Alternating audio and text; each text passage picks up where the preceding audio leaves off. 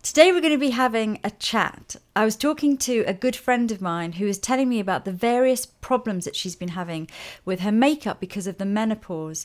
And she was also saying that she felt there wasn't a huge amount of discussion or advice about makeup becoming trickier or just how makeup can help really at this time. So I asked her, because she spoke so eloquently about it, I asked her if she wouldn't mind breaking the taboo and coming in and just talking about it. And thankfully, I'm thrilled to say she said yes. So this is just a great film for anyone who's either going through the menopause, who just wants to know more about it, or maybe your mother or an aunt is going through it. It's a good film for everyone. So underneath base, I've already used this Embryolisse cream, put quite a lot of that all over Deborah's skin, which I know your skin's feeling quite dry, isn't it? And neck. And that's a lovely base if you're then going to use foundation or whatever. You could also use something that has already got SPF in, particularly if you're not going to use any kind of foundation. So something like this Laura Mercier one, which is SPF 30, is really good. So I'm going to go on and use the Double Wear All Day Glow, and this is their BB Moisture Makeup. So this is a lighter version of, say, Double Wear Light. So it gives you the moisturization, but also it's long lasting. So if you happen to have a hot flush, or as the Americans call it, hot flash, right, Deborah? Mm-hmm. This really will last and stay on. So I'm just going to work it into the skin. And what I like about this is, although it does have that setting feeling, you can feel that it's going to be quite long lasting, it still leaves a nice slightly dewy finish. So if you are someone that's maybe a little more on the dry side that couldn't use something like Double Wear foundation, this does have a little bit of a glow to it, and you still get a nice bit of coverage. And if you are having more of a greasy reaction to the menopause, so your skin's getting oilier as your hormones are going out of whack, then something like Double Wear Light will be good, because it will give you the coverage and it will help to sort of cover any blemishes and rosacea and things. So on to concealer, and I'm going to use this Hydra one by Dior, which is it's called a BB cream actually for eyes. Look up for me, Deb. And I find this stuff to be great. It's really, really moisturizing. So fantastic if you are experiencing very dry skin. But it really lifts shadows without emphasizing any fine lines at all. And it's got some really nice brightening pigments in there. You can see it just really makes a huge difference. And then if you want to add any more, sometimes you get a little bit dark at the inner corners, particularly if you're not sleeping well. I have to say, that's one of my challenges. I was up 5 times last night. Oh, no. It's just, you would think that you could get more work done, but actually you can't get anything done. Or I can't get anything done. So I'm just using a brush to blend this in. How's your, what concealer are you using at the moment?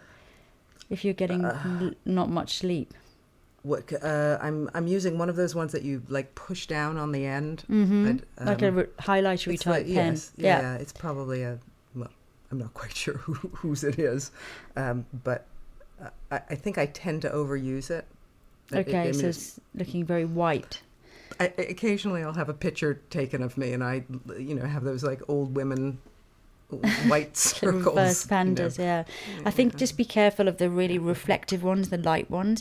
These ones that have a little bit of pink or a little bit more richness to them actually really help to counteract any blueness under the eyes. And you don't need, I think, too much highlighter under the eyes is quite aging. It's nicer to have that sort of, you're lifting the shadows without overcompensating and having, the kind of really white patches. And that's nice because it is really moisturizing. So it's not going to sit anywhere where it shouldn't. I like that it's sort of a small tip, because since my nearsighted vision has now gone totally, I feel like I could control it much better. Yeah, it's quite easy to control. Just dip in, and then, as I say, you could use fingers and not brushes. So next I'm going to use this by Terry Hyaluronic blush, and this is a long-lasting blush which is quite skin plumping as well, but incredibly sheer. So if you want to have a little bit of colour in your face, but have it extremely natural. And if you are experiencing the menopause in a way that your skin is getting redder, then obviously you want to skip this bit. But if, like Deborah, you have this very even toned skin, then a little bit of colour in the face actually is really beautiful. And again, this is so sheer, it's not going to emphasise any fine lines or open pores. So if you need to do a little bit of concealing, something like a Bobbi brown stick is perfect. This one is more for a drier skin, but you could use this on the go. If you've got more oily skin, you might like to use Laura Mercier's Secret Camouflage, or something like that's great because it's their on-the-go compact, their tinted moisturiser on the go. If you have a lot of hot flashes, you might want to skip the all-over BB cream like I've used here, and actually just use something like this in certain areas. And then if you do have a real moment and get very hot and sweaty, at least you've only got a few areas to touch up on and it's going to be quick. Yeah. I mean, do you think for me that would be good, because I would have rushed to the bathroom for 1 minute, and it would be much easier. You wouldn't want to just be dab touching in. up all of this. No. Just dab here and there on any kind of pigmentation or redness, or so that stick on the go is great. So I'm just going to apply a little bit of lip balm, which is obviously great to let that sink in now before you get around to doing your lips. And a small amount of powder. As I say, I'm not going to put a lot of powder on, particularly not if you're having hot flushes, because powder and water don't mix. Okay, so onto eyes, and I'm going to use the Urban Decay Anti-Aging Eyeshadow Primer all over the lids. And this is just great if you're having a hard time getting eye makeup to stay on. So I'm just going to smooth this all over, and it's really good for kind of smoothing out eyelids. And the next for eyes, I'm going to use the Becca Eye Tint, and this is called Romanticism. It just gives a little bit of shimmer, but not too much, because we don't want super shiny. And I think it's just great because it's easy to use. What are the challenges, Deborah, that you're facing when it comes to eye makeup at the moment? Well, my biggest challenge is I can't see anything. And then, of course, trying to keep my glasses on while I put on my eye makeup is pretty impossible. So do you use a magnifying mirror? I do what I can. I use this little Bobbi brown compact thing that I was given for free because I complained on an airplane about my video not working. So they gave me a voucher. And I never would have gotten it anyway, but in the palette there was a little magnified mirror. Mm-hmm. And not only that, there's a tweezer in it, which is great because chin hairs come up all the time. And I can't see the chin hairs. So it will be when I'm sitting with a client and I'm going like this and I'm listening to them, and then I feel, oh my gosh, I must look like, a man, the winner of the Eurovision concert. So anyway, but now I travel with my very own tweezer. Okay, and with your magnifying mirror, and that helps. So something like this maybe be quite good because, I just did that really quickly with my fingers, and I think what it's done is it's given your eyelids a really nice sheen, a little bit of colour, but it's not too kind of. You could wear this every day, and it's and it looked like it was quick. It's really quick, and you don't have to worry about blending those edges in, which I can't see. Yeah. This is just a black pencil, which I don't know if you still use a pencil or you enjoy using I do, as long as it's soft enough. Yeah, I find one of the pressures that I have now is that, I've got a young-ish child and I'm working full-time and I have no time to put on makeup, but I have to look professional. Mm-hmm. So I was going to say, and sadly, I'm one of those women who puts makeup on in the tube. I know everyone hates us. I know it. I think it looks terrible also for older women to be putting on makeup in the tube. But why older women and not younger women? I don't know. I actually had an argument with a man who turned to me. This is true. A man who turned to me and said, "Why are you putting on your makeup here?" He didn't. He did. And I said, "Do you know what I've done this morning? I have fed the cat. I've gotten my kid to school. I've dropped him off. I've put my work together. I've got video cameras in this bag to work with people. And I have to show up looking attractive." I was going to say, what have you done today? Yeah, what did he say? But he was that really, shut him up. Well, it shut him up, but I felt badly. You never want to get in the way of an angry menopausal woman. That's true. So I'm just smudging this along. What's good a thing about using a pencil anyway is that you can put it on really messy. The messier you put it on, the better. The only thing you do need to do is get right down to the roots of the lashes. So you really need to be pulling up or doing a very surprised look and raising those eyes while you apply your pencil, and just work down into a magnifying mirror. So keep it quite low. Raise your eyebrows as high as they'll go, and then just almost massage it into the roots of the lashes. And if it looks messy, it's fine. You can use a cotton bud, you can use a brush, and by sort of smudging it in afterwards, sorry, I nearly poked your eye out then, the effect, it's really effective without having to be precise or particularly graphic. So before we do mascara, I'm just going to curl your eyelashes. Look down for me. For mascara, I'm going to use an ultra waterproof mascara. This one's by Urban Decay. Obviously, there's lots of brands, and I think really you do need to invest in a waterproof mascara, particularly if you're having hot flushes. Do you wear mascara, Deborah? I've started using it because my lashes are disappearing. Yeah. At first I thought I burned them when I took something out of an oven, when you open it and that sort of goes in. But then I realized they were actually missing. So I do use it. They're getting what's left. more brittle and thinning out. You can use serums for that. All right. And my hair, the front of my hair and my head is all broken off. It's just the same, exactly the same thing. Do you know, one tip I have, actually, is that I now need eye drops because even though my eyes water more than they did, I saw a specialist and he said, actually, that's because your eyes are now dry because of menopause. So if I put on the drops when I first wake up, and then it's, at least 10 minutes before I actually would put on makeup. Yeah, that really helps to moisturize your eyes. And they're not dripping. Well, that's a really good tip. Yeah. So I've not put too much of the mascara underneath, simply because if you're having a lot of hot flushes, you don't want too much makeup underneath your eyes. Even if it's waterproof, it still might flake.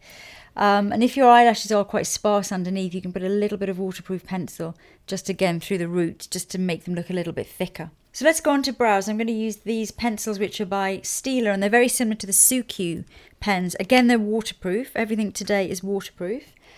These are great colours, and it is just great because without getting a harsh line in your brows, you're able to fill them in, and it sets and it doesn't come off if you wipe your face. Even That's if you one wipe thing that your I found face. when I perspire, then if I rub my face, the whole side can change. Yeah. You're better off with a cloth of some sort. I mean, tissues can get stuck. On to lips. Now, I put some lip balm on earlier.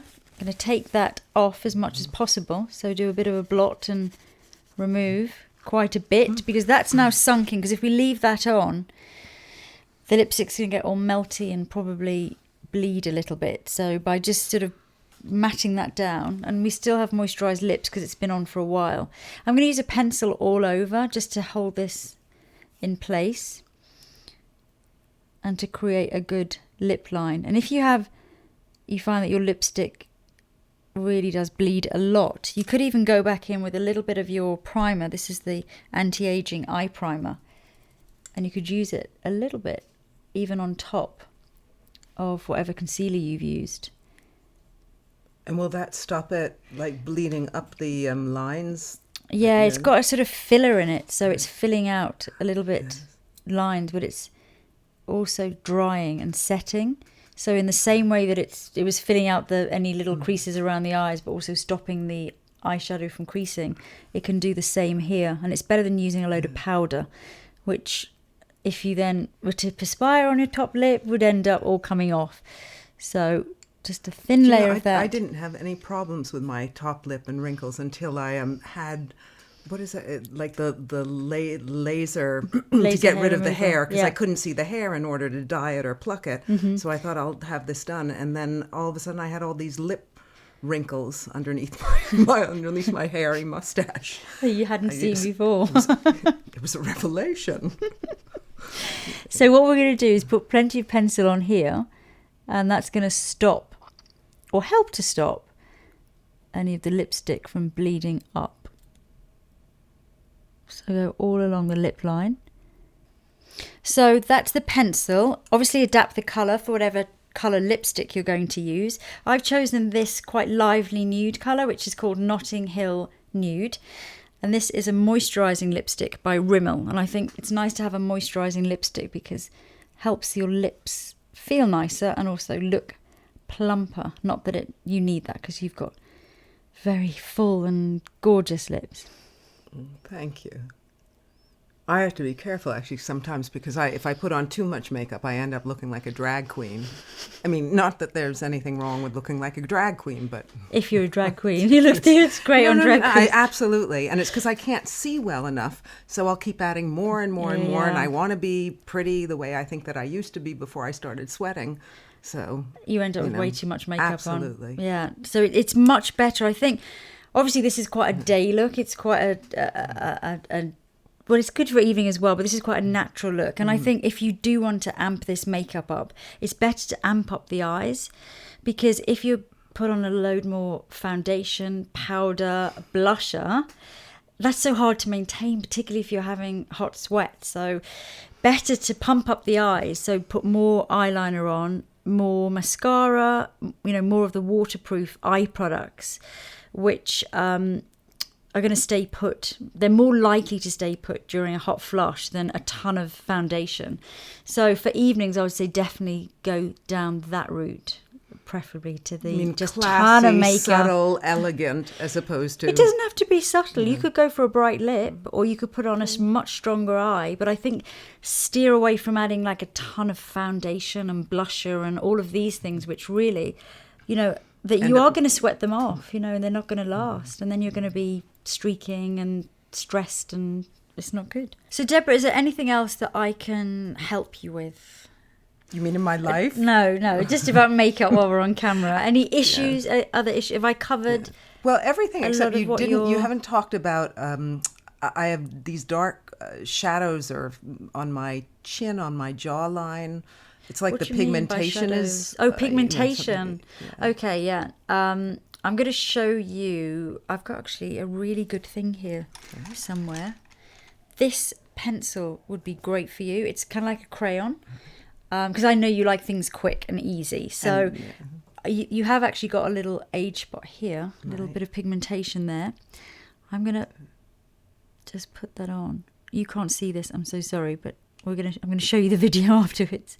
It feels like it's easy. That's done. That's disappeared. So you could keep that in your handbag and then you can cover. But obviously you do need to use, I know you're good with your skin anyway, but you do need to use SPF to stop any new sun damage. And also because it often happens at the menopause that a lot of your accumulative pigmentation, so sun damage that you had long ago, will start to come out. So your past comes back to haunt you. Comes back. It does a little bit. So a really good high SPF primer and all of that. But I mean, your skin's really good. Yeah, I think my skin's really good because I live in England. Actually, I have friends who ask me in America, how come I look so good still? And I said, well, if you live in England, it's easy because the sun never shines, and it's been 35 years of well, no sun damage. That is true. But also, I've been on holiday with you, and I know that you're really good at looking after your skin, and you do apply your SPF religiously. Yes, when we've been in hot countries where the sun does actually shine, you look beautiful. And I'd love you to have a look in the mirror over there, and just have a look at the makeup, because I think this is a gorgeous everyday look for you. When you're doing your tube makeup. I was going to say it's much better than my tube makeup. Much better. But it's easy and it's quick, and I think you look gorgeous. Yeah. Thank you. It really is beautiful. You're welcome. You look stunning. Now I can go away and sweat in peace.